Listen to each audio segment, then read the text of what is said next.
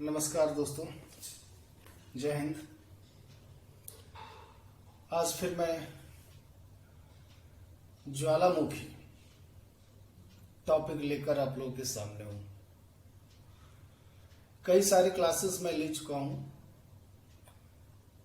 आज ज्वालामुखी के बारे में कुछ बताऊंगा। ऐसे पहले थोड़ा हालचाल पूछ लूं। कोरोना का समय है, पढ़ाई तो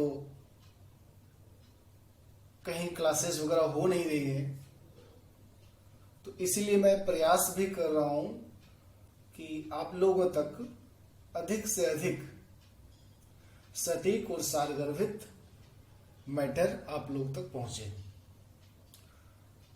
इस वीडियो के माध्यम से मेरी यही कोशिश रहती है कि आपका कॉन्सेप्ट क्लियर हो। जो चीजें आप क्लास में मिस कर रहे हैं या किताबों में पढ़ के समझ नहीं पा रहे हैं, वो सारी चीजें आप यहाँ पे समझ लें। और कोई सुझाव अगर देना हो तो आपका स्वागत है। मेरा कमेंट बॉक्स खुला हुआ है, आप बेशक सुझाव दे सकते हैं। तो आइए टॉपिक पे आते हैं। आज का टॉपिक है ज्वालामुखी, वोल्केनोस। पहले मैं ज्वालामुखी और भूकंप को एक साथ पढ़ाने वाला था, लेकिन मुझे लगा कि ज्वालामुखी में थोड़ा सा चीजें अलग हैं। हालांकि भूकंप से संबंध तो है, लेकिन अगर मैं अलग अलग आपको बता दूं तो वो कहीं ज्यादा फायदेमंद होगा। तो सबसे पहले जानते हैं ज्वालामुखी है क्या। ज्वालामुखी का अर्थ क्या होता है। तो ज्वालामुखी का तात्पर्य उस छिद्र से है अथवा उस दरार से है जिसका संबंध पृथ्वी के आंतरिक भाग से होता है और जिसके माध्यम से तप्त गैस, तरल लावा, राख, जलवाष्प आदि का निर्गमन होता है। सबसे पहले आपको बता दें कि ज्वालामुखी क्रिया के अंतर्गत मैग्मा के निकलने से लेकर धरातल या उसके अंदर विभिन्न रूपों में इसके ठंडा होने की प्रक्रिया शामिल होती है। कहने का मतलब ज्वालामुखी क्रिया के दो रूप होते हैं। ज्वालामुखी क्रिया के दो रूप होते हैं। पहला जो रूप होता है वो धरातल के नीचे, मान लीजिए धरातल है, तो धरातल के नीचे भूगर्भ में मैग्मा के शीतल होकर जमने की प्रक्रिया, जिससे बैथोलिथ, फाइकोलिथ, लैपोलिथ, सिल तथा डाइक स्वरूप की अंतः स्थलाकृतियों का निर्माण होता है। और दूसरी जो घटनाएं हैं वह पृथ्वी के ऊपर, धरातल के ऊपर घटने वाली क्रियाएं हैं, जिसमें ज्वालामुखी, धरातली प्रवाह, गर्म जल के सोते, गीजर, धुआंरे, ये सब चीजें शामिल होती हैं। तो कुछ क्रियाएं भूगर्भ के अंदर होती है और कुछ क्रियाएं भूगर्भ के बाहर होती है और उसी तरह की स्थलाकृतियां बनती हैं। तो इससे यह स्पष्ट होता है कि ज्वालामुखी क्रिया एक छोटा नहीं, बिल्कुल एक व्यापक शब्द है, जिसमें अनेक क्रियाएं अथवा अनेक रूप सम्मिलित हैं। खुद ज्वालामुखी भी ज्वालामुखी क्रिया का ही एक रूप है। तो ज्वालामुखी से कई तरह के पदार्थ निकलते हैं, जैसे गैस, जलवाष्प। जब ज्वालामुखी का उद्भेदन होता है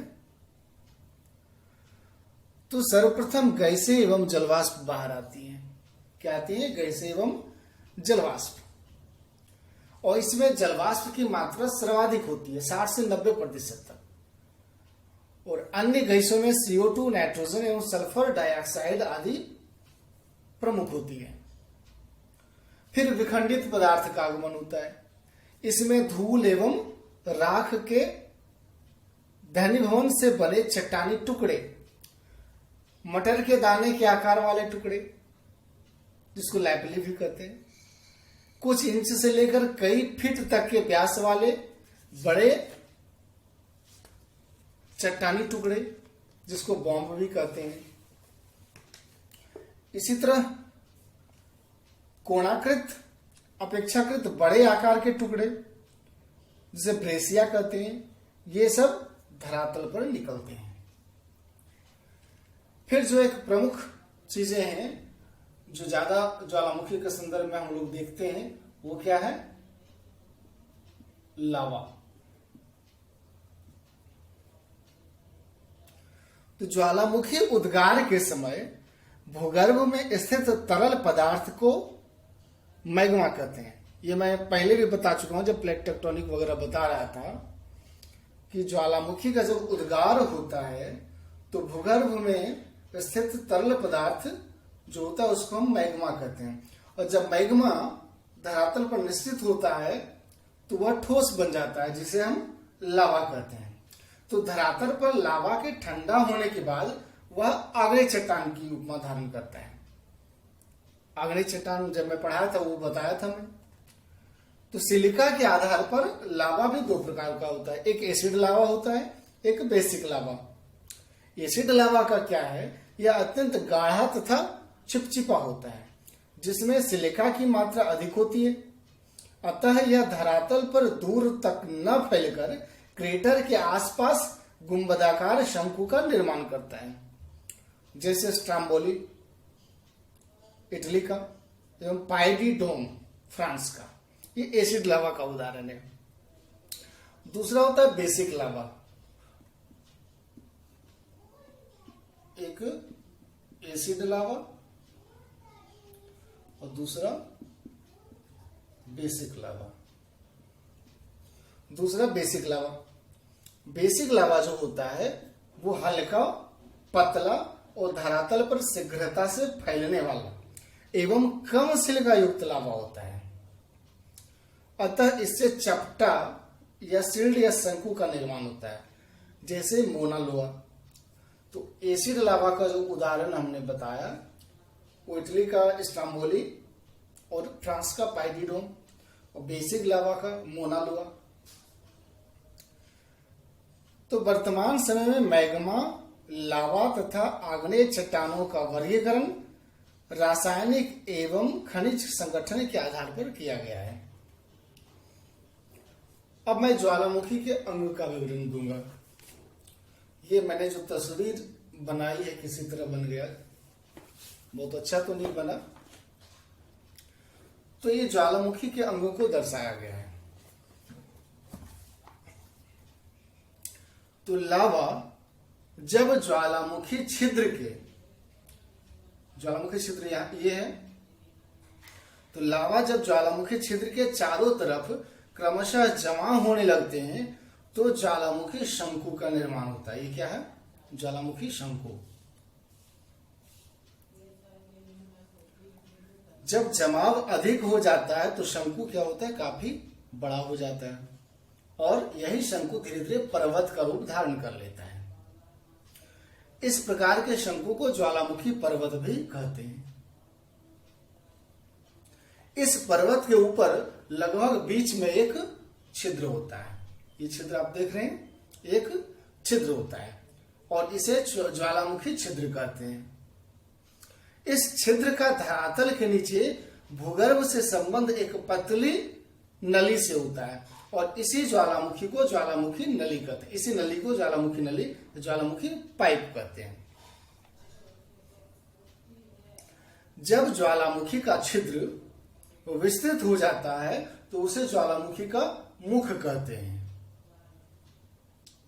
और जब धसाव या अन्य कारण से ज्वालामुखी का विस्तार अधिक हो जाता है तो उसे क्या कहते हैं?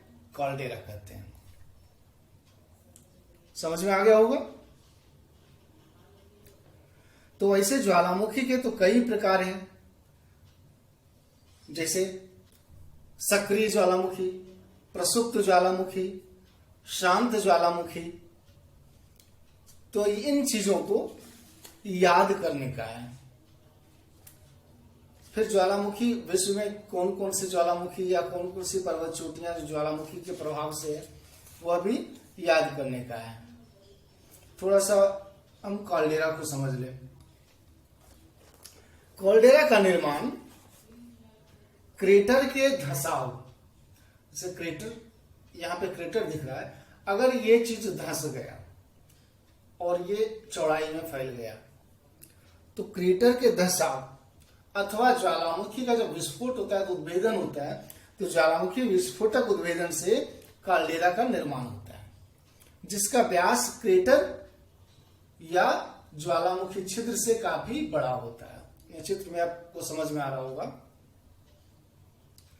जैसे जापान का आसो नामक काल्डेरा, तो अत्यधिक विस्तृत काल्डेरा को सुपर काल्डेरा भी कहते हैं, जैसे सुमात्रा का लेक टोवा तथा क्रेटर लेक यूएसए का।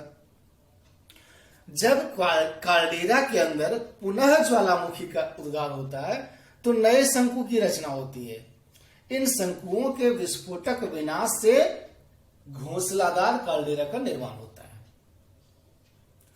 ये ऑलरेडी काल्डेरा है, काल्डेरा के अंदर फिर से ज्वालामुखी विस्फोट हुआ तो किस प्रकार का काल्डेरा निर्मित हुआ? घोंसलादार काल्डेरा का। तो ज्वालामुखी में मोटा मोटी आपको इतना ही समझना है, बाकी चीजें भूकंप से समझ में आएगा। लेकिन हाँ, परीक्षा में जो प्रश्न पूछे जाते हैं वो आपको पूछे जाते हैं सुप्त ज्वालामुखी, प्रसुप्त ज्वालामुखी, सक्रिय ज्वालामुखी, शांत ज्वालामुखी। इन सारों पे, इन चीजों पे प्रश्न पूछे जाते हैं। तो एक एक करके मैं बताता हूं। पहले सक्रियता के आधार पर सक्रिय ज्वालामुखी के बारे में मैं बताना चाहूंगा। ऐसे ज्वालामुखी जिनके मुख से सदैव धूल, धुआं, वाष्प, गैस, राख, चट्टान, लावा ये पदार्थ निकलते रहता है, उसे सक्रिय ज्वालामुखी कहते हैं। जैसे मान लीजिए मुंह खुला हुआ है और हमेशा इससे गैस, धुआं, चट्टान, कण, धूल ये सब निकल रहा हो तो ये सक्रिय ज्वालामुखी का उदाहरण होगा। तो वर्तमान में विश्व में सक्रिय ज्वालामुखी की संख्या 500 से भी अधिक है। कुछ मैं नाम बता रहा हूं, आप लोग याद कर लेंगे या नोट कर लेंगे। जैसे यूएसए में हवाई द्वीप, वहां पे एक सक्रिय ज्वालामुखी है किलायू। पापुआ न्यू गिनी, वहां पे लांगिला एवं बागाना। इंडोनेशिया में सुमेरु जो कि जावा पर है, और एक मेरापी जो सबसे अधिक सक्रिय है, और फिर दुकानो। उसी तरह वनुआतु में तात्रा द्वीप पे यासुर नाम का 800 वर्ष सक्रिय है।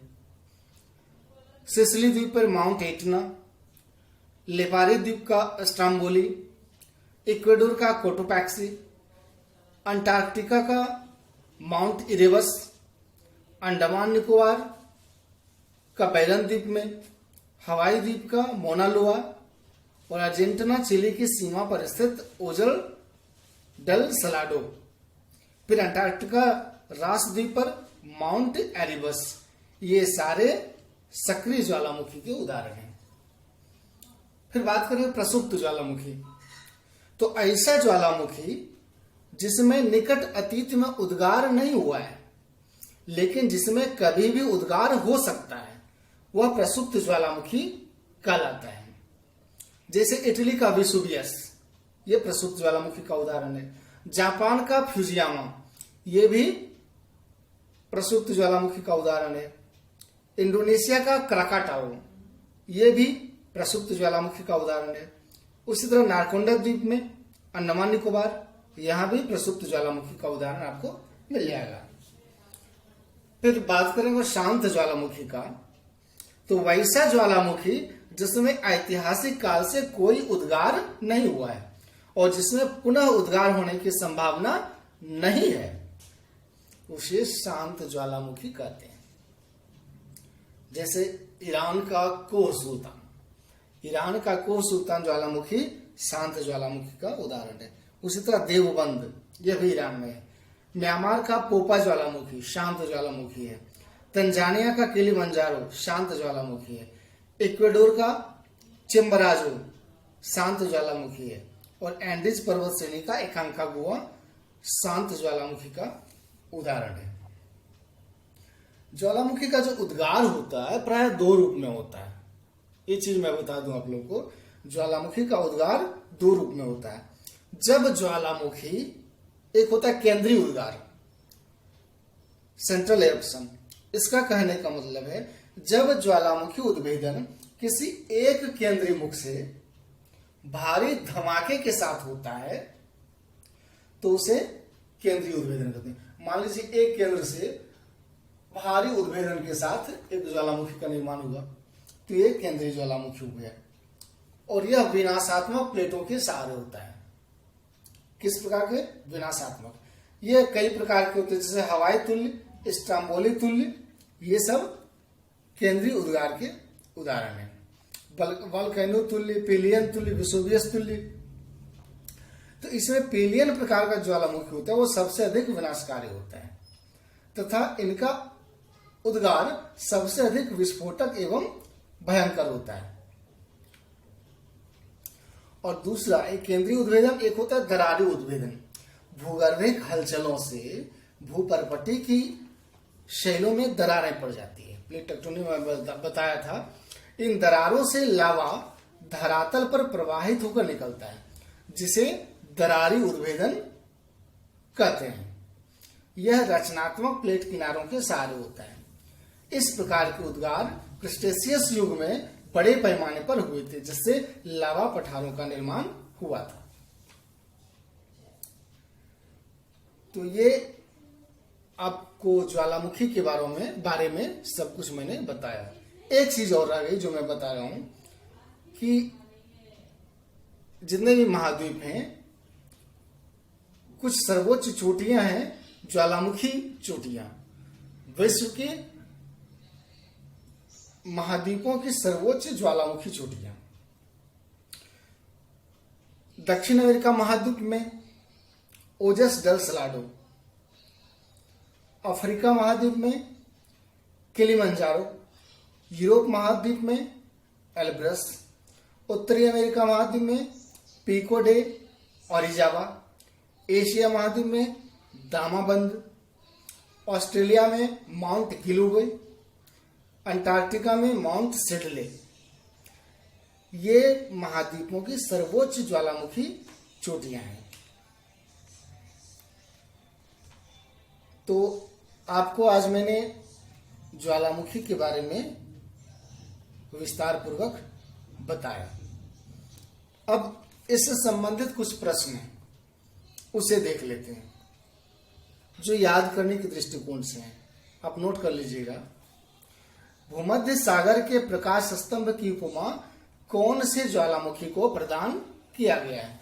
प्रश्न क्या है कि भूमध्य सागर के प्रकाश स्तंभ की उपमा कौन से ज्वालामुखी को प्रदान किया गया है? तो उत्तर होगा इटली का स्ट्राम्बोली। अगला सवाल, विश्व का सबसे ऊंचा ज्वालामुखी पर्वत कौन सा और किस देश में है? इसका उत्तर होगा कोटोपैक्सी, इक्वेडोर में है। किस महाद्वीप में एक भी ज्वालामुखी नहीं है? आंसर ऑस्ट्रेलिया आता है। किस महाद्वीप में मात्र एक सक्रिय ज्वालामुखी पाया जाता है? तो उत्तर होगा अंटार्कटिका, माउंट एरेबस। किस ज्वालामुखी परिमेखला को अग्नि वलय की संज्ञा प्रदान की गई है? प्रशांत महासागर के परिमेखला को। केंद्रीय उद्भेदन वाले ज्वालामुखियों में किस प्रकार का ज्वालामुखी सर्वाधिक विनाशकारी, विस्फोटक एवं भयंकर होता है? तो अभी मैंने बताया था पिलियन तुल्य ज्वालामुखी। एक सवाल और, विश्व की सर्वाधिक ऊंचाई पर स्थित सक्रिय ज्वालामुखी कौन सा है? तो वो है ओजस डेल सलाडो, जो कि 6885 मीटर ऊंचाई पर एंडीज पर्वत पर स्थित है। और यह कहाँ है? चिली या अर्जेंटीना, चिली अर्जेंटीना की बॉर्डर पे। तो ये हो गया आज का टॉपिक ज्वालामुखी। आप इसे ध्यान पूर्वक इस वीडियो को देखेंगे और मैंने जो बातें इसमें कही है उसे आप नोट करेंगे और याद कर लेंगे। फिर मुझे नहीं लगता कि ज्वालामुखी से संबंधित एक भी प्रश्न ऐसा होगा जो आपके IAS, PCS या अन्य एग्जाम के प्रश्नों को सॉल्व नहीं करेगा। अगला टॉपिक मैं बहुत जल्द लेकर आऊंगा, वो भूकंप से संबंधित होगा। आप बिल्कुल हमारा वीडियो देखते रहें, सब्सक्राइब करें और दोस्तों को कहें सब्सक्राइब करने, लाइक करें और जो भी समस्या हो, आपको सुझाव देना चाहते हैं तो वो कमेंट बॉक्स में जरूर दें। बहुत बहुत धन्यवाद आप सबका।